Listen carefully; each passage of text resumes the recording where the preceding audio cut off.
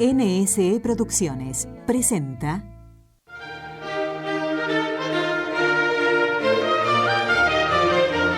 Misiones y evangelización. Nadie es tan pobre que no pueda dar algo. Quien ha conocido la alegría del encuentro con Cristo no puede mantenerla encerrada dentro de sí, debe irradiarla. En este espacio conocerás de cerca la realidad misionera. Con tu oración, tu sacrificio, tu apoyo, contribuirás a la evangelización de los hombres y mujeres de hoy, tus hermanos, que aún no conocen en plenitud a Jesús. Misiones y evangelización.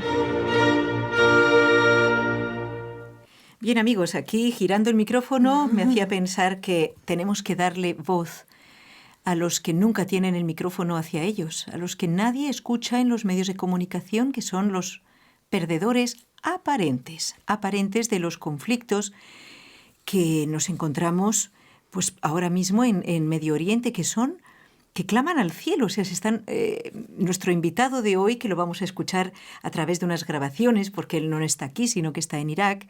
María José se ha preocupado de extractar estos cortes de voz.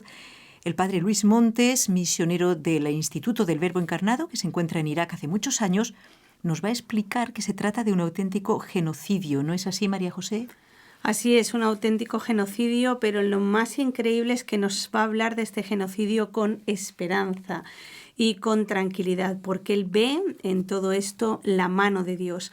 Él nos cuenta que es un privilegiado, vas a escucharle, es increíble, por poder ser testigo de los testigos, de esas personas que ahora mismo están dando la vida por Cristo. Dice que a él le recuerdan muchísimo las historias de los mártires que leemos en la Biblia y que leemos en el Evangelio, y que sin duda, pues hermana, que en el futuro los cristianos que ahora están muriendo en Irak van a ser reconocidos como mártires, y que de alguna manera ellos están sosteniendo desde allí. Por eso su papel es tan importante, porque están sosteniendo desde allí a toda la Iglesia. Es impresionante esto. Vale la pena que escuchemos al padre Luis Montes, y además ustedes mismos a través de Internet, que es una herramienta en estos casos muy útil, pueden averiguar más, escuchar más testimonios de él, ¿verdad? La primera respuesta que nos va a dar es sobre cuándo y cómo llegó a Irak. ¿Cómo fue el encontrarse en un país tan complicado en estos momentos? Él responde. Sí, yo estaba en Medio Oriente desde el 96, ya son casi 20 años. La última misión que tuve en Medio Oriente, después de Tierra Santa y Jordania, fue Egipto. Allí estuve 7 años, fui el superior provincial de la región esa para nuestro instituto. Terminado mi mandato, me preguntaron concretamente si quería ir a Irak. Ellos sabían el cariño que yo tenía a Irak, el amor que siempre tuve a esa fundación que pude concretar como provincial. Entonces me preguntaron y sí, yo encantado, si me hubiesen dejado elegir entre todos los lugares del mundo, yo elegí Irak, así que para mí fue justo. Así que en el año 2010, eso fue en diciembre, muy poquito después del gran atentado que hubo a la iglesia Nuestra Señora de la Salvación, en el cual murieron como 50 cristianos que estaban participando de la misa, y que marcó mucho a la ciudad de Bagdad, porque desde ese día se incrementó el éxodo de cristianos huyendo del país. Bueno, poquito tiempo después de ese atentado es que yo llegué a la capital y estoy allí con el padre Jorge Cortés, que él es de San Luis. Estamos allí juntos ya desde hace casi 4 años. ¿Qué idiomas habla, padre? Bueno, el idioma que hemos estudiado allá es el árabe. Cuando uno llega a Medio Oriente tiene que estudiar la lengua árabe de arranque por 2 años seguidos. Es un estudio totalmente dedicado a la lengua. Son 2 años absolutamente intensivos. 5 horas de clase cada mañana, 3 horas de clase, 3 horas de estudio personal cada tarde. 8 horas por día, 5 días a la semana durante 2 años. Eso es fundamental para aprender el árabe clásico, que es muy difícil. Después, cuando uno sabe el árabe clásico, que es el árabe que se escribe, el árabe que se usa en los medios de comunicación, la liturgia, la misa, la Biblia, ahí recién uno empieza a aprender los árabes que habla la gente en la calle, ¿no? Y que varía, ¿no? En Tierra Santa aprendí uno distinto cuando viajé a Egipto, y aprendí otro distinto cuando viajé a Irak. Por eso cambia, es como si fuese español, portugués, italiano, digamos, ¿no? Y el árabe clásico es como si fuese el latín, ¿no? Como si fuese la madre de todos ellos. Esto hace que sea un desafío realmente, porque es muy difícil, hay que estudiar mucho tiempo, ¿no? Bueno, aparte de eso aprendí otras lenguas como inglés e italiano, simplemente por estar en contacto con gente de distintos lugares y uno obligado tiene que empezar a manejarse con otras lenguas, claro. Hay muchos misioneros, hay muchos extranjeros, entonces las conversaciones nuestras ya muchas veces son pasar de un idioma al otro casi sin darse cuenta. Sin percatarse. Sí. Está bien. Padre, ¿qué es misionar en Irak? Misionar en Irak es una cosa maravillosa porque en el corazón del hombre siempre se da una lucha entre el bien y el mal. Dios quiere llevarnos así y darnos la vida eterna, y el diablo, enemigo de Dios, quiere apartarnos de Dios.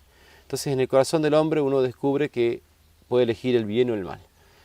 Y es realmente una batalla, ¿no? Y es algo que ocurre siempre en nuestros corazones, por lo cual nosotros todo el tiempo tenemos que estar pensando en hacer mejor las cosas.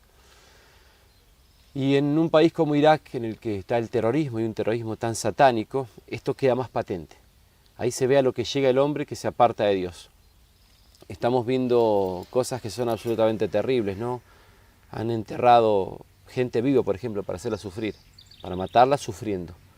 Han decapitado un montón de gente, incluso niños, ¿no? Niños de 10 años, ¿no? Y sus cabezas son dejadas en las plazas para que todo el mundo sepa esto es lo que le ocurre a los que son enemigos, claro, del Estado Islámico. Estamos viendo la persecución, la tortura, estamos viendo la gente que ha tenido que dejar sus casas, gente que ya no tiene nada, gente que ha perdido todo el trabajo de una vida. Y esa es la obra del mal en nuestros corazones, ¿no? Es la obra del mal que destruye al hombre. Pero por otra parte está la fuerza que Dios da a sus hijos, ¿no? Y tenemos así casos de heroísmo, gente que da su vida por Cristo, gente que da su vida por sus hermanos. Y esto hace que sea realmente, a la vez de un espectáculo muy triste, ¿sí? Algo muy edificante. Nosotros estamos aprendiendo de los cristianos de Medio Oriente, estamos aprendiendo de los cristianos iraquíes, ¿no? Dios triunfa en sus santos y Dios hace que sus hijos den un testimonio que es irrefutable, ¿no? En el futuro, el Estado Islámico va a desaparecer. Así como desapareció Nerón, así como desaparecieron los emperadores que persiguieron a la iglesia, ellos se mueren y la cosa acaba. Pero los santos vivirán para siempre. Y así como nosotros hablamos ahora de los santos perseguidos en los primeros siglos, así se va a hablar de los santos iraquíes en el futuro. Porque ellos dieron su vida, ellos eran inocentes, ellos estuvieron presentes ante la persecución, les ordenaron mentir, les ordenaron alejarse de Dios y ellos dijeron no, y por eso los mataron. Y por eso es que ellos son los que triunfan, ellos son los que cambian la historia, ¿no? O sea, ¿quién se acuerda, aparte de Nerón, que es un poquito más famoso, los nombres de los demás emperadores? Y sin embargo uno escucha felicidad perpetua, los santos que han muerto ante sus manos y son famosos, son recordados, digamos. Y eso es lo que va a pasar en Irak en el futuro.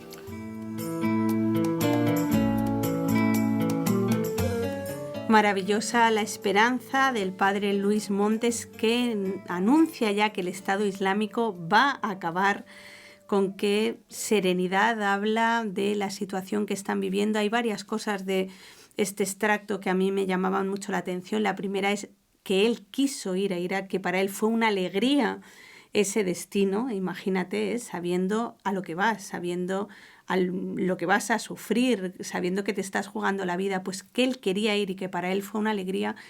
Y también qué bonito, hermana, esos 2 años de estudio intensivo del árabe, para poderte comunicar con las personas. Qué maravillosa la vida de los misioneros, que tanto les importa el alma de cada persona. Exacto. Que dedican años a prepararse para poder acercarse a esa persona mejor, con más calidad, para poderle predicar el Evangelio, que no es algo nuevo de ahora. Exacto. Sabemos el padre Segundo Llorente en Alaska, que estuvo estudiando también. Y los misioneros en América, los primeros misioneros que hicieron, fueron los que precisamente hicieron gramáticas y vocabularios y diccionarios en lenguas donde no existía todo eso. O sea, con qué respeto. Esto es muy, muy bonito. ¿Y qué te parece si precisamente escuchamos un poco más sobre cómo cuando él llegó a Irak, esta última vez, justamente había habido un atentado donde habían muerto un gran número de cristianos con una explosión en la iglesia de la Virgen, de Nuestra Señora de la Salvación?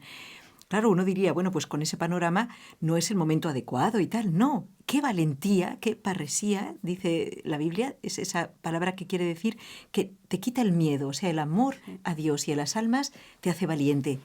Vamos a escuchar otra vez al padre Luis Montes. El así llamado Estado Islámico es seguidor de Satanás. En la Biblia se dice que el diablo es asesino desde el principio. Y estos son asesinos desde el principio. Ciertamente no adoran al Dios verdadero y sus obras muestran que sus corazones están llenos de odio por el hombre, de odio por la criatura que Dios creó. Y por lo tanto, sí se puede decir con total verdad que son seguidores de Satanás.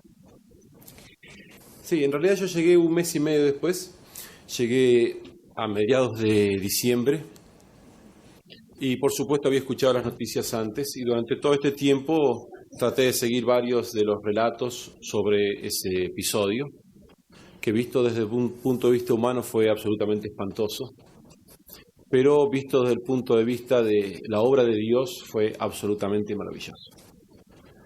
Nosotros no deseamos eso para nadie y tenemos que luchar para que esas cosas no sucedan más. Pero por otra parte, Dios, que es todopoderoso, saca de los peores males, saca grandes bienes, ¿no? Del peor mal que hizo el hombre jamás en la historia, que es el asesinato del Hijo único de Dios, sacó la redención para todo el género humano. Y de estos asesinatos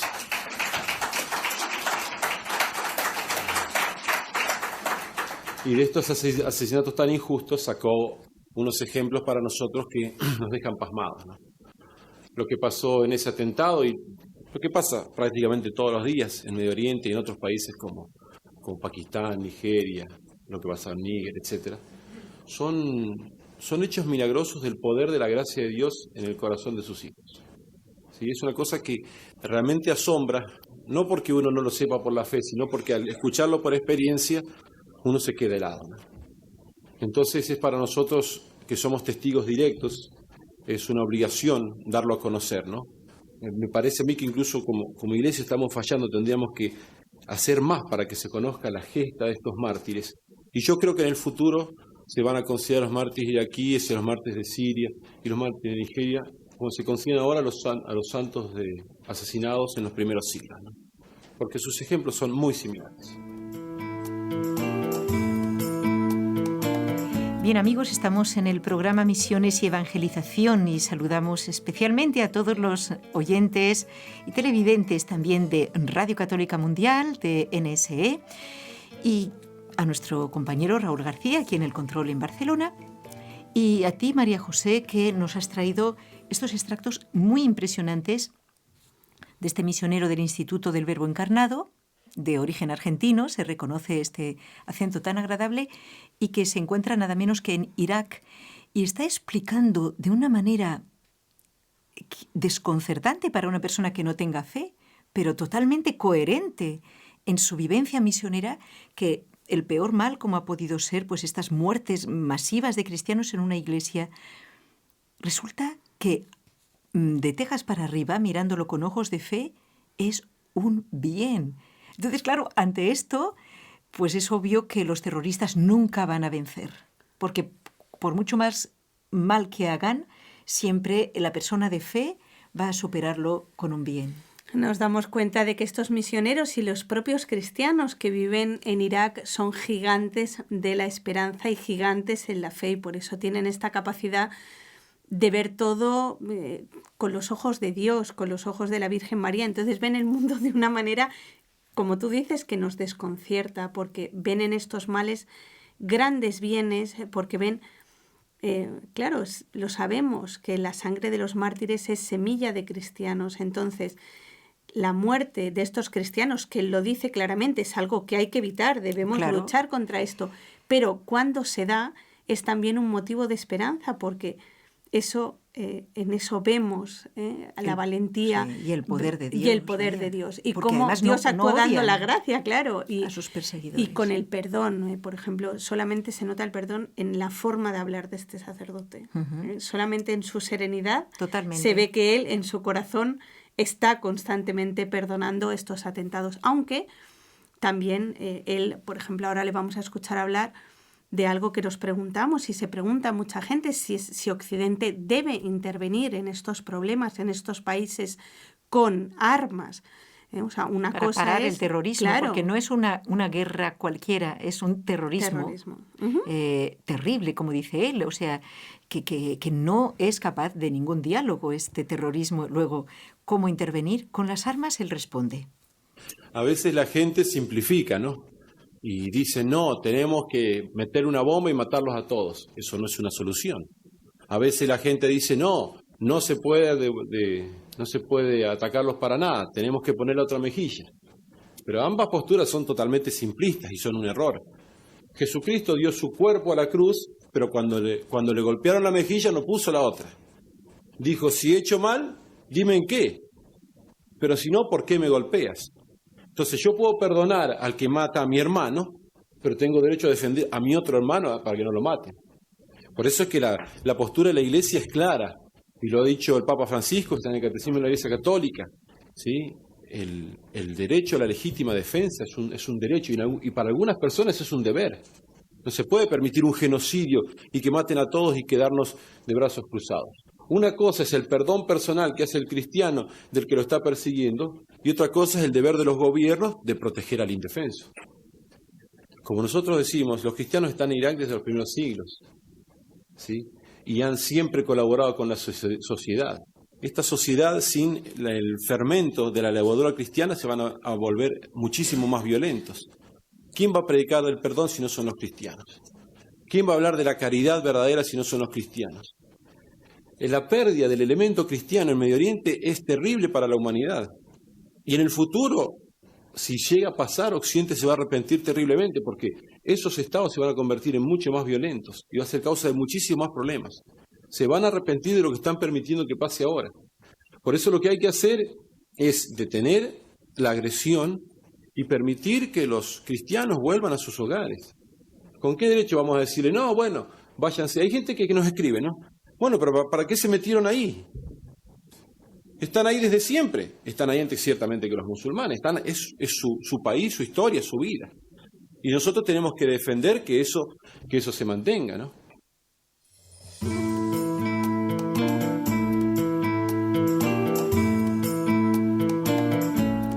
Fíjense que el padre Luis Montes, desde esta perspectiva totalmente evangélica, pero no está apelando a una pasividad, ni mucho menos, sino a un deber de defender las vidas humanas. Y está diciéndolo como un derecho y un deber. Esto es complicado porque, por lo menos para el gobierno del lugar, pues es un deber, obviamente, pero para otros gobiernos, pues eso es lo que están estudiando, ¿verdad?, diversos gobiernos del mundo. Y creo que pronto tendremos otra entrevista con una misionera que también se encuentra ahí, que nos va a complementar esto y que incluso llegan a agradecer, fíjate, que esto es muy fuerte, ¿eh?, algunos misioneros, en nombre de los cristianos, algunos bombardeos que están teniendo lugar en Irak, que están frenando de momento el avance del ISIS y que protege, por lo tanto, de rebote a la vida de los cristianos, aunque no lo hagan con la intención de salvar cristianos. Así es, porque ellos hablan de los intereses de los países occidentales. Todos están de acuerdo en que si hubiera un interés real de proteger a las personas, a los cristianos y a las personas que están sufriendo, se podría hacer relativamente fácil. Pero cada país occidental tiene su propio interés y en ese desacuerdo entre los intereses de uno y los intereses de otro se olvida el sufrimiento de las personas. Y en esto todos los misioneros lo están, pues de alguna manera, denunciando, porque es un hecho muy grave. Y solamente un minutito para hacer hincapié en otra idea que ha dado el padre Luis Montes, y es que será muy grave si realmente el Estado Islámico logra su objetivo, que es eliminar de Medio Oriente la presencia de los cristianos, porque dice, entonces, ¿quién nos frenará? Si precisamente la presencia cristiana es la que pone un poco de paz, de perdón, de caridad, valores que no existen realmente en esta forma de concebir el Islam. Por lo tanto, nos vamos a la próxima pregunta, que ya nos falta poco tiempo. También al entrevistar al padre Luis Montes le interrogaban sobre los cristianos de Irak.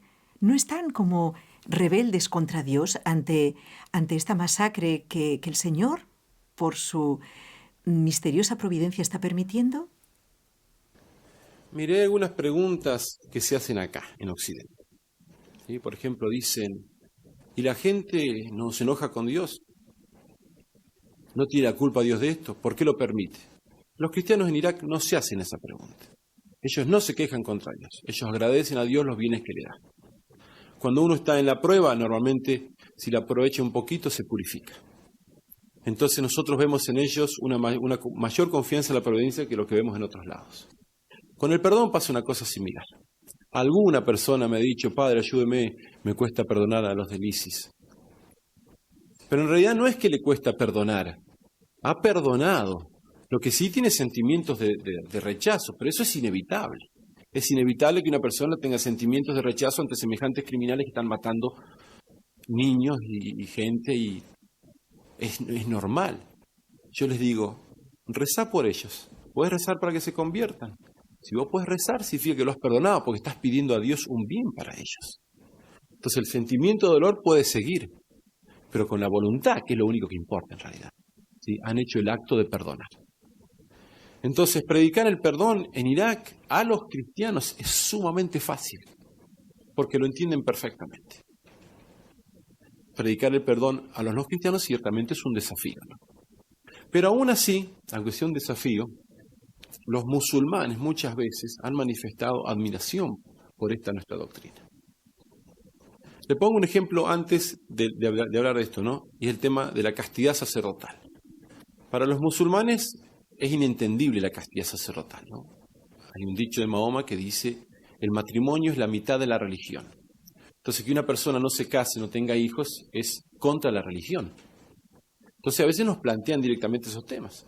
¿Por qué ustedes no se casan? ¿Por qué viven la castidad? Y uno le dice, ustedes dicen que Dios es el más grande. Yo creo realmente que Dios es el más grande. A mí me basta Él.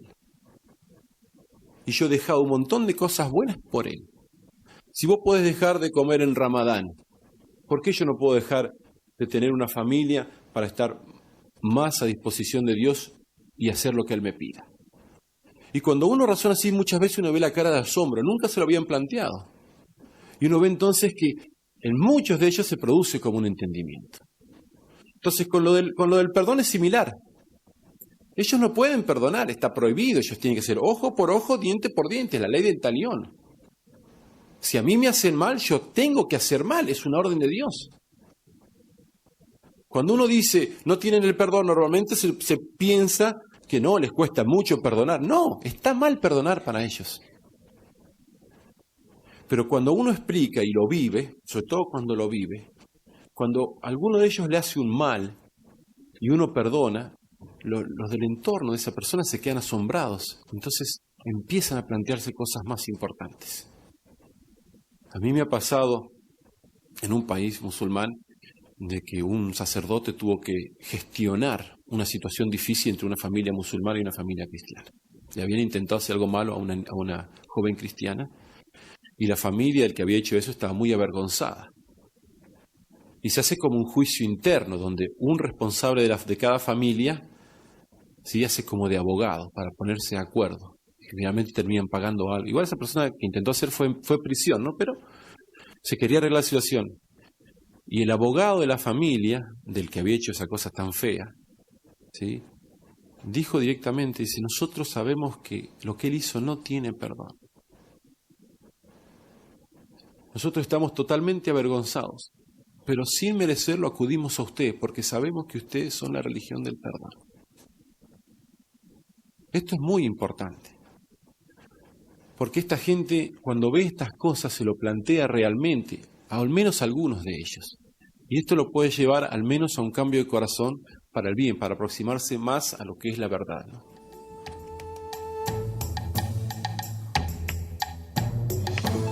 Bien, estamos aprendiendo muchísimo en todo sentido al escuchar al padre Luis Montes. Quisiéramos, María José, que nos digas cuál es la última pregunta que va a responder en este extracto. Él va a interpelarnos en nuestra obligación de ayudar a los cristianos perseguidos.